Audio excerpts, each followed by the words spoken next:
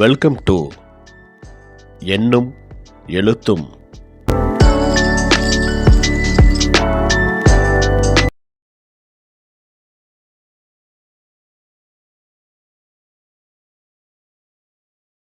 ஆசிரியர்கள், பெற்றோர்கள் அனைவருக்கும் வணக்கம். 3ஆம் பருவம் 4ஆம் வகுப்பு தமிழ் பாடம். தமிழ் பயிற்சி புத்தகத்தில் 7வது பாடம் விளையாட்டு விழா. இந்த பாடப்பகுதியில் கொடுக்கப்பட்டுள்ள வினாக்கள் மற்றும் அதற்கான விடை என்ன அப்படிங்கிறத இந்த வீடியோவில் பார்க்கலாம். படத்தில் எனக்கு பிடித்தவருக்கு கடிதம் எழுதுவேன் அப்படின்ட்டு ஒரு படம் கொடுத்துருக்காங்க. இந்த படத்தை உங்கள் குழந்தைகள்கிட்ட காட்டுங்க. இந்த படத்தில் உள்ளவங்களுக்கு யாருக்காவது ஒரு கடிதம் எழுத சொல்லி கீழே ஒரு இடம் கொடுத்துருக்காங்க பாருங்கள். இந்த இடத்துல ஒரு சின்ன ஒரு கடிதம் எழுத சொல்லி உங்கள் குழந்தைகள்கிட்ட சொல்லுங்கள். ஒரு மாடலுக்காக யானைக்கு ஒரு கடிதம் நான் எழுதி காட்டியிருக்கிறேன். குட்டி யானையே, உன்னுடன் நானும் பந்து விளையாட வரட்டுமா? இந்த விடுமுறையில் உன்னுடன் சேர்ந்து விளையாட நான் வருகிறேன். உன்னுடைய முரம் போன்ற காதுகள், தும்பிக்கை, பானை போன்ற வயிறு இவையெல்லாம் எனக்கு மிகவும் பிடிக்கும். உன் நண்பர்களையும் கேட்டதாக சொல். இதே மாதிரி மேலே உள்ள படத்திலிருந்து ஏதாவது ஒரு விலங்கிற்கு உங்கள் குழந்தைகளை அவர்களாகவே சிந்தித்து எழுத சொல்லுங்கள். கடிதத்தினை முழுமையாக்குவேன் அப்படின்ட்டு ஒரு உள்நாட்டு அஞ்சல் தாள் அப்படின்ட்டு ஒரு கடிதம் கொடுத்துருக்காங்க. இங்கே விடுபட்ட இடத்துல நிரப்ப சொல்லியிருக்காங்க. நான் நிரப்பியிருக்கிறேன் பாருங்கள். யாருக்கு கடிதம் அனுப்புகிறோமோ அவங்களோட முகவரியை இந்த இடத்துல எழுதிக்க சொல்லுங்கள். கீழே பாருங்கள், அன்புள்ள நண்பனுக்கு அப்படின்ட்டு ஆரம்பிக்கிறாங்க. இடையில் விடுபட்ட இந்த கோட்டில் நாம் எழுதியிருக்கிறோம் பாருங்கள். உன் நலம் அறிய அவள். அடுத்த கோட்டில் திருவிழாவிற்கு அப்படின்ட்டு எழுதியிருக்கிறோம். மீதி உள்ள அந்த கடிதத்தை நம்ம நிரப்பியிருக்கிறோம் பாருங்கள். திருவிழாவில் பல்வேறு கடைகளும் வண்ண விளக்குகளும் பார்ப்பதற்கு அழகாக இருந்தது. அடுத்த ஆண்டு நடக்கும் திருவிழாவிற்கு நீயும் உன் குடும்பத்தினருடன் வர வேண்டும் என நான் விரும்புகிறேன்.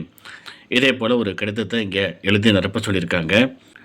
இப்படிக்கு உன் அன்பு நண்பன். இந்த இடத்துல உங்கள் குழந்தைகளுடைய பேரை இங்கே எழுத சொல்லிக்கலாம். எனக்கு பிடித்த பறவை, விலங்கு, பொருளுக்கு கற்பனையாக கடிதம் எழுதுவேன் அப்படின்னு சொல்லிட்டு கீழே ஒரு பக்கம் கொடுத்துருக்காங்க. இந்த இடத்துல உங்கள் குழந்தைகளை தானாக சிந்தித்து எழுத சொல்லுங்கள். ஒரு மாதிரிக்காக நான் எழுதி காட்டியிருக்கிறேன். பச்சை கிளிக்கு அப்படின்ட்டு நான் எழுதியிருக்கிறேன் பாருங்கள். வணக்கம், நான் நலம், உன் நலமறிய ஆவல். நீ உன் வளைந்த சிவந்த மூக்குடனும் அழகான பச்சை வண்ண சிறகுகளுடனும் என் வீட்டு ஜன்னலில் வந்து அமர்ந்து கீச்சு கீச்சு என்று பேசும் அழகை ரசிக்க ஆவலாக இருக்கிறது. உன் அன்பான குரலையும் கொஞ்சம் பேச்சையும் தினமும் கேட்க ஆவலாக இருக்கின்றேன். உன்னிடமிருந்து நான் நிறைய கற்றுக்கொண்டேன். உன் புத்திசாலித்தனம் மற்றும் நீங்கள் கூட்டமாக வாழும் இயல்பு எனக்கு மிகவும் பிடிக்கும். இப்படிக்கு அப்படின்ட்டு உங்கள் குழந்தைகளுடைய பேரை இங்கே எழுதிக்க சொல்லுங்கள். புத்தகத்தில் தேடி எழுதுவோம் அப்படின்ட்டு இந்த பகுதி கொடுத்துருக்காங்க. முதல் கேள்வி, இப்பாடப்பகுதியில் கூறப்பட்டுள்ள விளையாட்டுகளை எழுதுக. பாண்டியாட்டம், கபடி, தாயம், ஐந்தாங்கல், பல்லாங்குழி, கல்லாட்டம்.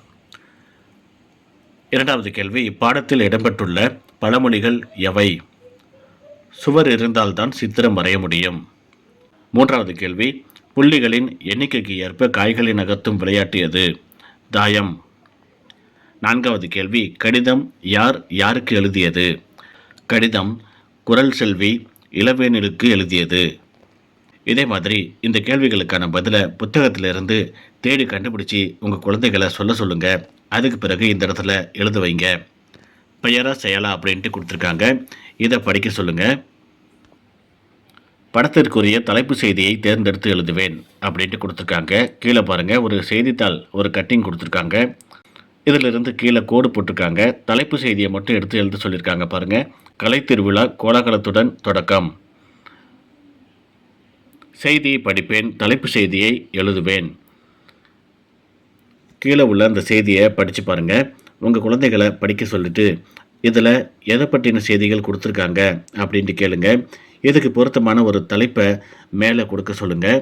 நாம் ஒரு மாடலுக்கு எழுதி காட்டியிருக்கிறோம். பாரா விளையாட்டுப் போட்டியில் இந்திய வீரர் வீராங்கனைகள் சாதனை, பிரதமர் வாழ்த்து. இதே போல் ஒரு தலைப்பை இந்த செய்திக்கு கொடுக்க சொல்லுங்கள். அடுத்த பக்கத்துலேயும் அதே போல் தான் கொடுத்துருக்காங்க. செய்தியை படிப்பேன், தலைப்பு செய்தியை எழுதுவேன் அப்படின்ட்டு கீழே பாருங்கள், ஒரு செய்தி ஒன்று கொடுத்துருக்காங்க. இந்த செய்தியை உங்கள் குழந்தைகளை வாசிக்க வைங்க. அதுக்கு பிறகு இதுக்கு பொருத்தமான ஒரு தலைப்பை மேலே எழுத சொல்லுங்கள். நான் மாடலுக்கு எழுதி காட்டியிருக்கிறேன் பாருங்கள். திருப்புவனம் கீழடியில் உரைக்கிணறு கண்டுபிடிப்பு. இதே மாதிரி ஒரு தலைப்பை பொருத்தமாக கொடுக்க சொல்லுங்கள். குறிப்புகளை படித்து செய்தியாக எழுதுவேன். கீழே கொடுக்கப்பட்டுள்ள அந்த குறிப்புகளை பாருங்கள், குழந்தைகளை படிக்க வைங்க. இதை ஒரு செய்தியாக கீழே நம்ம எழுதி காட்டணும். ஒரு மாடலுக்கு நான் எழுதி காட்டியிருக்கிறேன் பாருங்கள். பசலையூர் ஊராட்சி ஒன்றிய தொடக்கப்பள்ளியில் பிப்ரவரி 8, 2026 சிறு சேமிப்பு திட்டம் தொடங்கப்பட உள்ளது. இதில் அஞ்சலக தலைமை கண்காணிப்பாளர் சிறப்பு விருந்தினராகவும் தலைமை ஆசிரியர், ஆசிரியர்கள் மற்றும் பள்ளி மேலாண்மை குழு உறுப்பினர்கள் போன்றோர் பங்கேற்றனர்.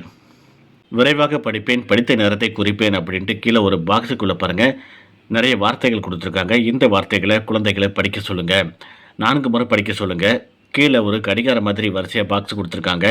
ஒவ்வொரு முறையும் அவங்க எவ்வளோ நேரம் எடுத்து படிக்கிறாங்க அப்படிங்கிறத கீழே நேரத்தை குறிக்க சொல்லுங்கள். விரைவாக அவங்க படிக்கிறதுக்காக இந்த பயிற்சி கொடுத்துருக்காங்க.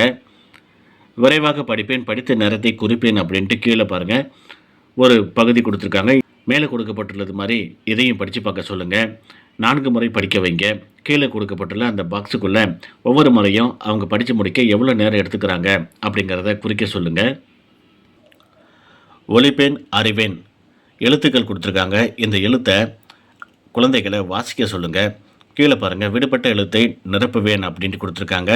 இந்த கோடு போட்ட இடத்துல எந்த எழுத்து வரும் அப்படின்ட்டு இறுதியாக அவங்க குழந்தைகள்கிட்ட கேளுங்க. சரியான பதிலை அவங்க சொல்கிறாங்களா அப்படின்னு பாருங்கள்.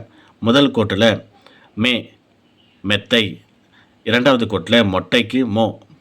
கடைசி கோட்டில் மோ, மோகன்.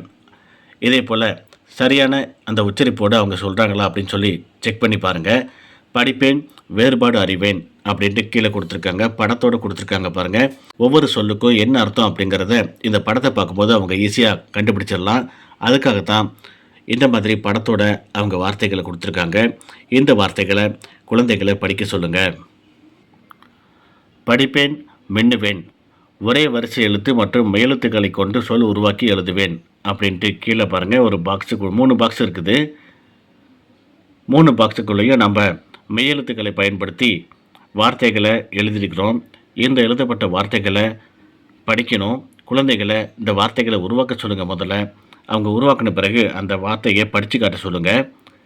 கீழே பாருங்கள், ஒவ்வொரு பகுதியிலும் ஒரு எழுத்து எடுப்பேன், சொல் உருவாக்கி தொடர் எழுதுவேன் அப்படின்ட்டு கொடுத்துருக்காங்க. கீழே பாருங்கள், முதல் கோட்டில் அணில் அப்படின்ட்டு எழுதியிருக்காங்க. அணில் மரத்தில் ஏறியது அப்படின்ட்டு ஒரு வாக்கியத்தை உருவாக்கியிருக்காங்க. இதே போல் நம்ம அந்த எழுத்துக்களிலிருந்து மயில் அப்படின்ட்டு அடுத்தது எழுதியிருக்கிறோம். தேசிய பறவை மயில். வானம், வானம் சிவந்திருந்தது. தூரம், சூரியன் வெகு தூரம் உள்ளது. நிலவு, நிலவு வெள்ளை நிறம். குடம், குடம் நிரம்பியது. இதே போல் ஒரு வார்த்தையை எழுதி அதை வாக்கியத்தில் அமைத்து எழுத சொல்லுங்கள். உரிய சொல்லை தேர்ந்தெடுத்து எழுதுவேன் அப்படின்ட்டு கொடுத்துருக்காங்க. கடலில் வருவது அப்படின்ட்டு படம் கொடுத்துருக்காங்க பாருங்கள். அலை.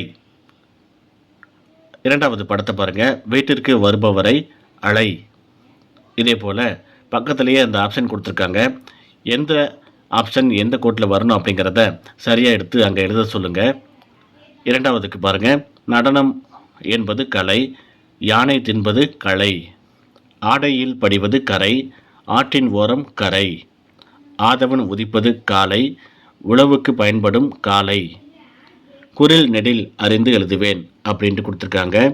உணவு வகை அடை, நாம் அணிவது ஆடை, மழைக்கு பிடிப்பது குடை, பூக்கள் இருப்பது கூடை, பொருட்கள் வாங்குவது கடை, ஓடி பறப்பது காடை, முகிலன் வரைந்தான் படம், தினமும் படிப்பது பாடம், உயரமாய் இருப்பது மலை, சூரியன் மறைவது மாலை.